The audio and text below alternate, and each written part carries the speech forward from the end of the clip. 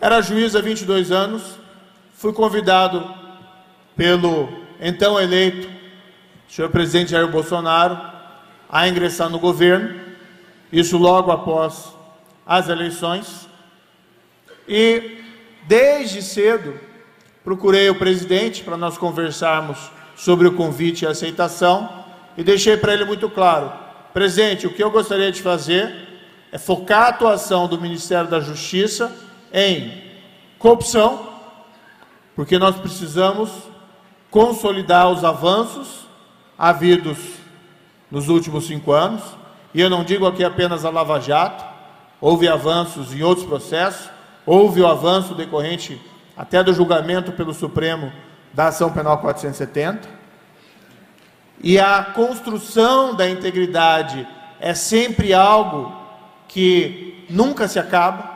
Nós temos sempre que estar dando passos adiante e sempre temos que estar preocupados com retrocessos, que, por exemplo, a grande corrupção muitas vezes envolve pessoas poderosas. Então eu disse ao senhor presidente: quero consolidar esses avanços em relação à grande corrupção. Essa é uma demanda, inclusive, que ficou muito clara durante as eleições. Por outro lado, nós precisamos melhorar a efetividade do sistema de justiça, e aqui eu me refiro não só ao trabalho das cortes, mas do Ministério Público, da polícia, dos órgãos de investigação, em relação ao crime organizado.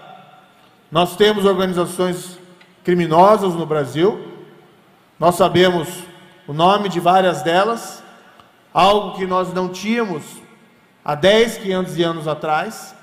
Esse não era um conhecimento tão comum. Organizações criminosas que vão ficando cada vez mais poderosas, que vão colocando a nossa segurança e a nossa liberdade em risco.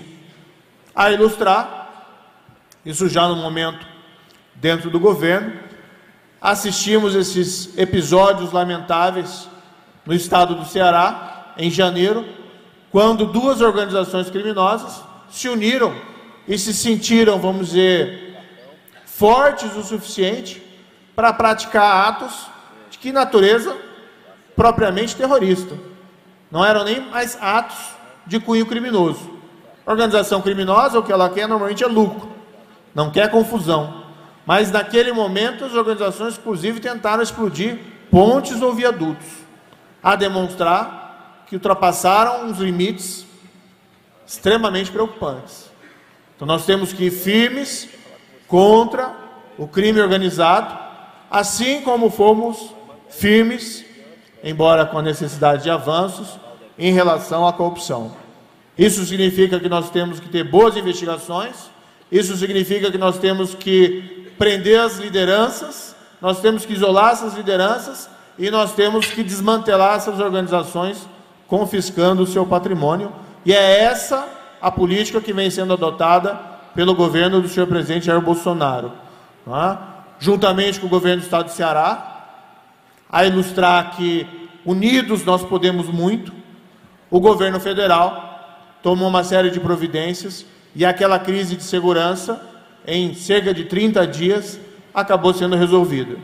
Se tentou aqui, mais recentemente, uma retomada, que resultou apenas na prisão de pessoas que tentaram explodir torres de transmissão de energia. Por outro lado, nós precisamos enfrentar a criminalidade violenta. Isso diz muito respeito à questão dos municípios. A população brasileira, não raramente, do maior ao menor município. Antigamente essa criminalidade violenta era concentrada principalmente nos grandes municípios, mas hoje ela se disseminou, embora não se possa afirmar que está em todo e qualquer lugar, mas não está mais limitado aos grandes centros. A criminalidade violenta, os índices dela no Brasil são vergonhosos. Nós alcançamos um recorde no ano de 2016 de mais de 60 mil homicídios no ano. São números dignos de uma guerra civil. Países em guerra civil muitas vezes não apresentam números equivalentes. Então nós precisamos avançar igualmente nessa área. Como se avança nessa área em relação à criminalidade violenta? Nós precisamos tirar o criminoso perigoso das ruas. Nós precisamos ter bons meios de investigação. Nós precisamos investir em meios tecnológicos para realizar essas investigações.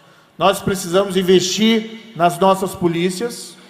Por mais de que o investimento em recursos tecnológicos seja importante, no fim, o que conta é o homem da ponta, é o policial que se arrisca, e nós precisamos valorizar esse policial. Não que ele também não possa cometer erros, não também que ele não possa cometer erros ou abusos, como qualquer outro profissional, como também existem juízes, como também existem políticos, como também existem qualquer outra categoria que cometem erros, e se eles forem verificados têm que ser punidos, mas nós temos que valorizar o homem da frente.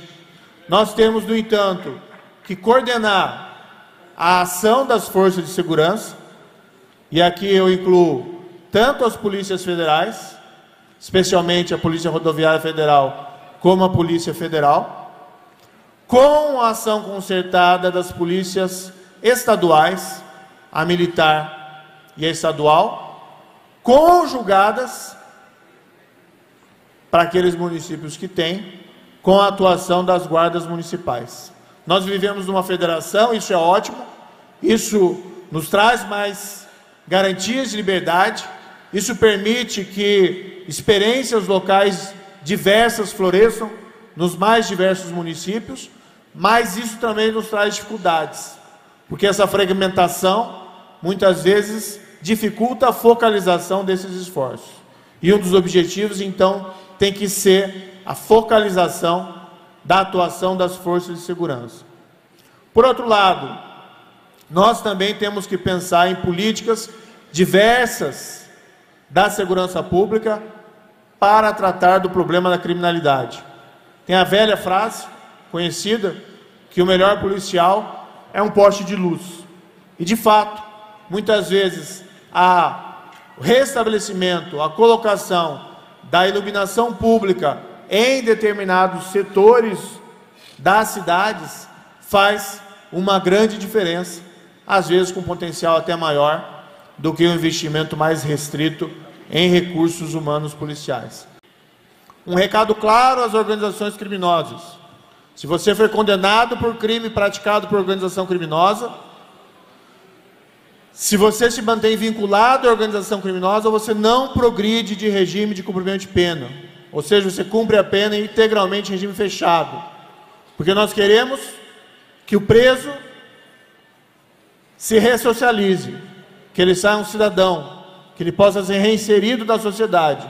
Mas nós não queremos colocar prematuramente um soldado do crime nas ruas. Então nós mandamos um recado que se você integra uma organização criminosa, se você não se dissocia, se você se permanece faccionado, você não obtém benefícios prisionais. Não porque a gente queira que as pessoas fiquem presas. Nós queremos que elas fiquem soltas, mas soltas, sem vínculos com o crime organizado. Essa é a ideia dessa proposição. Gostaria de pedir, então, para finalizar, o apoio. Nós acreditamos nesse projeto. Nós temos presente que esse projeto não é suficiente para resolver todos os problemas. Nós temos uma série de medidas executivas em andamento, em planejamento, algumas até finalizadas, mas nós entendemos que aprimorar a legislação também é importante. Além do que, é preciso mandar um recado à população que o governo, juntamente com o Congresso, com os nossos representantes eleitos, quer ser um elemento de mudança. A responsabilidade pelo enfrentamento do crime, quer seja corrupção, quer seja crime organizado, quer seja crime violento, sim, também é das Cortes de Justiça, mas não só delas. É principalmente do governo, que está sensível, juntamente com o Congresso, das ansiedades da população brasileira por mais justiça e por mais segurança. Muito obrigado pela atenção.